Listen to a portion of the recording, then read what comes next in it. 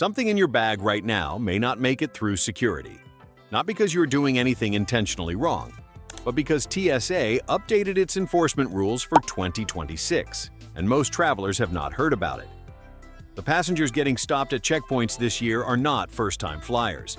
They are experienced travelers carrying devices they have packed dozens of times before, assuming the rules have not changed. They have. In this video, we are counting down 13 electronics that TSA will confiscate in 2026, with exactly what the rule is, why it changed, and what to do before your next trip, so none of this happens to you. And number one, which we save for last, is the item causing the most problems right now for travelers who had absolutely no idea it was an issue. You will want to hear that one before you pack your next bag. Hit subscribe and like right now. It takes 2 seconds and make sure you never miss information like this before your next trip. Number 13. Oversized power banks. Power banks have become one of the most commonly confiscated electronics at TSA checkpoints. Not because they are prohibited, but because most travelers do not know the size limit and assume that bigger is better. TSA follows FAA regulations on lithium-ion batteries, which cap carry-on power banks at 100 watt-hours. Power banks between 100 and 160 watt-hours require airline approval before you fly. Anything above 160 watt-hours is prohibited in both carry-on and checked baggage entirely. The problem is that most power banks do not display watt-hours prominently. They display milliamp hours, which is a different measurement. To convert, divide the milliamp hour rating by 1,000 and multiply by the battery voltage, which is typically 3.7 volts. A 26,800 milliamp hour power bank sits right at the 99 watt-hour mark, just under the limit. A 40,000 milliamp hour bank exceeds it significantly. Quick rule: check your power bank's watt-hour rating before you pack. If it is not printed on the device, look up the model online.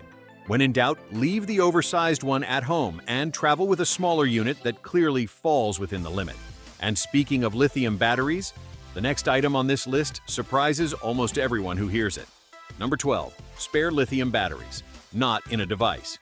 This is one of the most misunderstood rules in air travel security, and it catches thousands of travelers off guard every year. Lithium batteries that are installed inside a device, your phone, your laptop, your camera, are generally fine in carry-on luggage. Spare lithium batteries that are loose, uninstalled, and rattling around in your bag are a different matter entirely. Loose spare lithium batteries are prohibited in checked baggage and must travel in carry-on luggage, but they must also be protected against short circuits. A bare battery with exposed terminals that makes contact with keys, coins, or other metal objects in your bag can generate enough heat to start a fire. TSA and the FAA take this seriously, and agents are trained to identify unprotected spare batteries during screening. The fix is simple. Keep spare batteries in their original packaging. Place each one in an individual plastic bag, or cover the terminals with tape. A traveler who packed 4 loose camera batteries in a checked bag had all 4 confiscated at the screening point. Replacements for a 2-week photography trip that cost him over $200 to replace at his destination. Quick rule: spare lithium batteries always go in carry-on, always protected. Never in checked bags, never loose. Number 11. Damaged or recalled devices. Most passengers do not think to check whether a device they are packing has been subject to a safety recall. And in 2026, TSA and airlines are paying closer attention to this than ever before. Lithium battery recalls have affected everything from laptops to e-cigarettes to certain models of smartphones and tablets over the past several years. When a recall is issued, the affected devices are typically prohibited on aircraft entirely, both in carry-on and checked luggage, until the issue is resolved. Flying with a recalled device is not just a confiscation risk. It can result in being removed from the flight. The most famous example was the Samsung Galaxy Note 7 ban in 2016, which saw airline staff physically removing the devices from passengers at the gate. Less high-profile recalls happen regularly and receive far less media attention, which means many travelers are carrying affected devices without knowing it. Quick rule: before any trip, search the model name of your phone, laptop, or tablet alongside the word recall. It takes 60 seconds and could prevent a serious problem at the gate. Number 10. E-cigarettes and vaping devices in checked luggage. This rule has been in place for several years, but it remains one of the most frequently violated, often by travelers who simply did not know. E-cigarettes, vape pens, and personal vaporizers contain lithium batteries and heating elements. Due to the fire risk associated with both components, the FAA prohibits these devices in checked baggage entirely. They must be carried in the passenger cabin, in carry-on luggage, or on your person, where any malfunction can be detected and addressed immediately. The liquid refills used in vaping devices are subject to the standard 311 liquids rule. Each container must be 3.4 ounces or less, and all containers must fit in a single quart-sized clear plastic bag. What most travelers do not realize is that even if the device itself is allowed in carry-on, using or charging it on board the aircraft is prohibited. TSA confiscates vaping devices found in checked baggage during screening, and airlines have broad authority to deny boarding to passengers who violate cabin rules related to these devices. Quick rule: vaping devices and e-cigarettes go in carry-on only, liquids follow the 311 rule, and neither is used or charged at any point during the flight. Number 9. Certain smart luggage with non-removable batteries. Smart luggage, suitcases with built-in USB charging ports, GPS tracking, and digital locks, became popular several years ago and seemed like a logical upgrade for frequent travelers. What most buyers did not read in the fine print is that most major airlines now prohibit smart luggage with non-removable lithium batteries in both the cabin and the cargo hold. The reasoning is the same as with other lithium battery items. A battery fire in the cargo hold of an aircraft is extremely difficult to detect and suppress. Airlines began banning non-removable battery smart luggage after the lithium battery fire risks became clear, and TSA agents are now trained to identify these bags at the checkpoint. If your smart luggage has a removable battery, you can check the bag after removing the battery and carrying it with you in the cabin. If the battery cannot be removed, the bag itself may be denied at check-in, leaving you at the departure desk with a suitcase you cannot board. Quick rule: before purchasing smart luggage or packing a bag you already own, confirm that the battery is removable. If it is not, check the airline's specific policy before you arrive at the airport. Number 8. Hoverboards and self-balancing scooters. This one has been prohibited for long enough that many travelers assume it is common knowledge.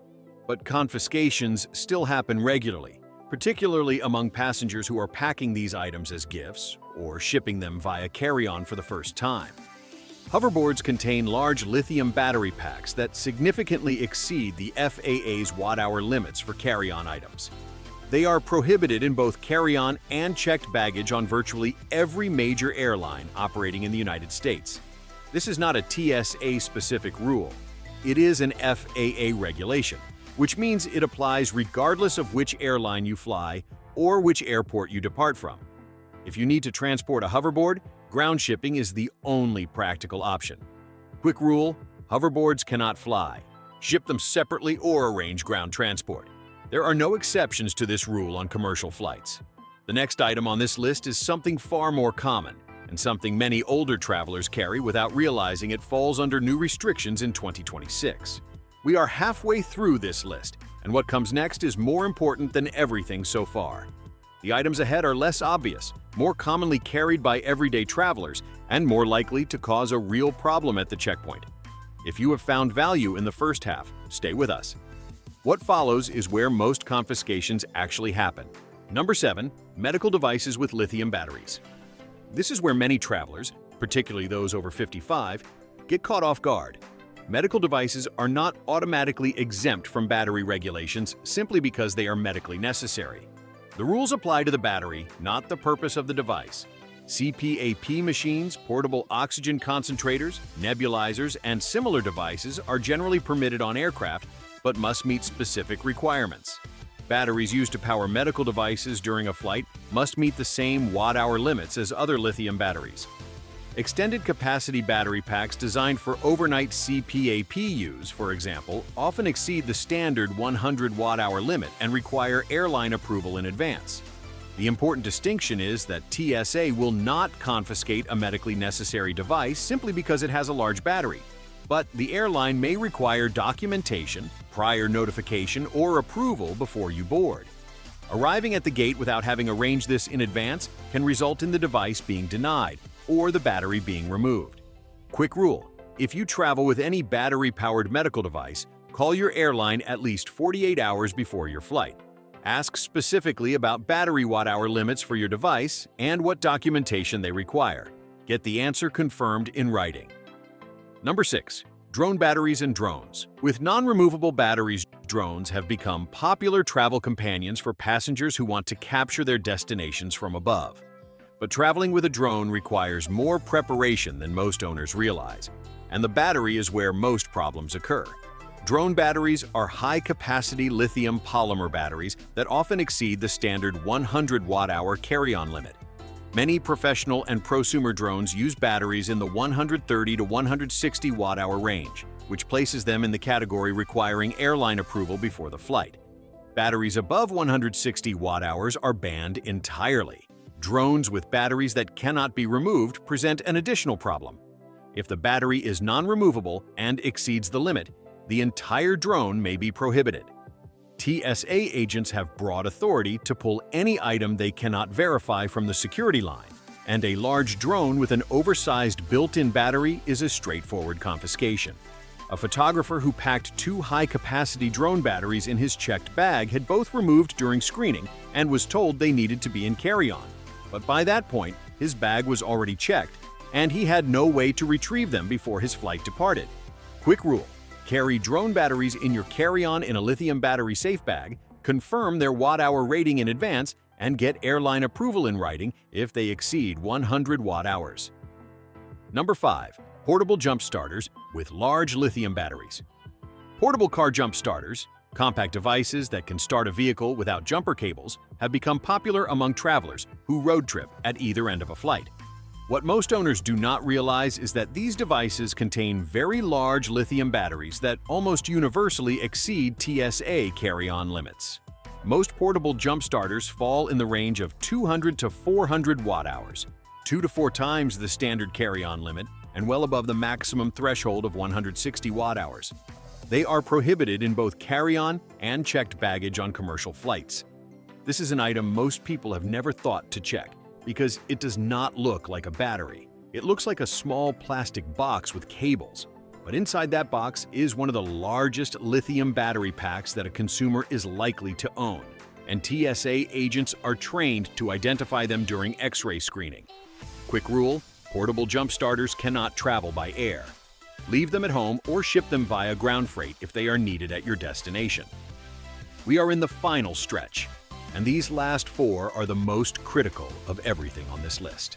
The remaining items are the ones most likely to be in your bag right now, without you realizing it. Number 1 is something that has caused more checkpoint delays for travelers over 55 than almost any other electronic. Stay with us. Number 4. Laptops and tablets. Not removed from bags. This is not a confiscation in the traditional sense, but failure to follow this rule correctly results in your bag being pulled from the line, manually screened, and potentially opened by a TSA agent while you wait. For travelers with tight connections or early boarding groups, the time cost can be significant. Since 2017, TSA has required that laptops be removed from carry-on bags and placed in a separate bin for X-ray screening at standard security checkpoints. This rule also applies to tablets larger than a standard paperback book at many checkpoints. Passengers with TSA PreCheck are exempt. PreCheck lanes allow electronics to remain in the bag. The mistake most travelers make is either forgetting entirely or assuming a tablet does not need to be removed because it is smaller than a laptop. At standard checkpoints, when in doubt, take it out. Quick rule: at any standard security lane without PreCheck, remove your laptop and any large tablet from your bag before placing it on the belt. Place them flat in a separate bin with nothing stacked on top. Number 3. Batteries stored in checked luggage that belong in carry-on. This is the rule that generates more genuine confusion than almost any other TSA regulation, because it runs counter to what most people assume. Most travelers believe that if something is too large or too risky for the cabin, it goes in checked luggage. With lithium batteries, the opposite is true. Spare lithium batteries, power banks, laptop batteries, camera batteries, and any other lithium battery not installed in a device must travel in carry-on luggage. They are prohibited in checked baggage. The reason is straightforward. A battery fire in the passenger cabin can be seen and addressed immediately. A battery fire in the cargo hold is a different situation entirely. TSA agents screen-checked bags separately from passengers, and lithium batteries found in checked luggage during that process are removed before the bag is loaded. In many cases, the passenger has already passed through security and is waiting at their gate, and they receive no notification until they arrive at their destination and find items missing from their bag. Quick rule: any battery that is not inside a device goes in your carry-on. Write it somewhere you will see it when you pack. Number 2. Portable chargers with no visible watt-hour labeling. This is a growing problem in 2026 as the market has become flooded with inexpensive power banks from smaller manufacturers that do not meet labeling standards. TSA agents are required to be able to verify the watt-hour rating of any lithium battery in carry-on luggage. If the rating is not clearly printed on the device and cannot be verified on the spot, the agent has the authority to confiscate it. A power bank purchased from a major brand will almost always have the watt-hour rating printed on the body of the device. Power banks purchased cheaply through online marketplaces frequently do not. They may list only the milliamp-hour rating or no rating at all. This matters in 2026 more than in previous years because TSA has increased its focus on unlabeled batteries as part of broader aviation safety measures. A device that might have passed through without comment 2 years ago may now trigger additional screening or confiscation if the agent cannot confirm compliance. Quick rule: before you travel, find your power bank and confirm that the watt-hour rating is printed on the device itself. If it is not there, look up the model number online and save a screenshot of the specification page on your phone to show an agent if needed. Number 1. Pacemakers, hearing aids, and implanted medical devices near screening equipment. This is the most important item on this list, not because TSA will confiscate a device that is implanted in your body, but because the way passengers handle this situation at the checkpoint makes an enormous difference to their safety, their experience, and their travel time. Modern TSA screening equipment includes full-body scanners and walk-through metal detectors. For passengers with pacemakers, implanted defibrillators, cochlear implants, insulin pumps, and similar devices, the standard screening process requires modification. Certain screening equipment can interfere with implanted devices, and TSA agents need to know about them before screening begins, not after. The mistake most passengers make is either saying nothing and walking through standard screening or mentioning the device after they have already set off the detector. Both situations create delays, confusion, and in some cases, unnecessary anxiety about whether the device has been affected. Here is exactly what to do. Before you reach the checkpoint, locate a TSA agent and say clearly, "I have an implanted medical device and I need an alternative screening method." Those specific words will trigger the correct protocol. You will be directed to a pat-down screening that bypasses the equipment entirely. You will not be delayed beyond a few minutes, and your device will not be exposed to scanning equipment. Carry a medical device card from your cardiologist, audiologist, or physician if you have one. It is not required, but it speeds the process and removes any ambiguity. This applies to hearing aids as well. Hearing aids should generally be left in place during screening, but passengers should inform the agent before entering the screening area so the process is handled correctly from the start. Quick rule: before you enter any TSA screening lane, tell an agent about any implanted or worn medical device. Use these words: "I have a medical device and need alternative screening." That sentence protects you and moves you through the checkpoint correctly every time. The common thread across all 13 of these is simple: TSA follows the rules whether you know them or not. The travelers who move through security without delays, without confiscations, and without stress are the ones who checked before they packed, not after. These tips matter most for travelers over 55, for anyone flying with medical devices, and for anyone who has ever assumed that something they have carried before is automatically fine to carry again. And if you want to keep building your airport knowledge, the next video to watch is this one: 15 flight secrets most seniors don't know. It picks up exactly where this one leaves off, and several of those secrets will change how you book, pack, and board on every future flight. It is right here when you are ready.